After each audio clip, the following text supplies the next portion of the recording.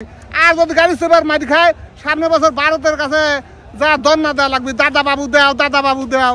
ওই দাদা বাবুর কাছে গেলি পরে তখন তো পিস হবে 8,000 10,000। আমার দেশের কৃষক যদি মরি যায় দাদা পাসবুক পাইছে বাঁচা লাভ আছে না? দাদা বাবুকে যত কৃষক বাঁচানি লাগবে। এখন 2,000 টাকা মন 1800 টাকা মন পালি পরে নতুন পিস, তাহলে কৃষক বাঁচবি। আর কৃষক যদি 1,000-1,200 বেচে তাহলে সামনের বছর পিসের বাবার তুই অন্য আবার যাবি, তখন দাদা বাবুর কাছে। সে যদি সরকার চিন্তা ভাবনা করে যে এই দেশে পেঁয়াজ উৎপাদন করি আমার দেশের চাহিদা আমার দেশেই মিটিয়ে যাবি, ভারতের পিসের এক মুঠুরও দরকার নেই। যদি ন্যায্য দাম পায় জার্মানি শিখছে সেই হিসেবে আমার দেশের পিস দিয়ে দেশের।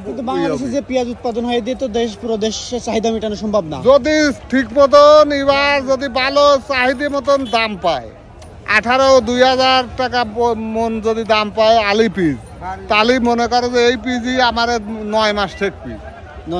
হ্যাঁ একটু ঠেকতে পারে, কিন্তু ওই যদি এবার যদি গাড়ি লস না খায় সামনের বছর আরো বেশি লাগাবি।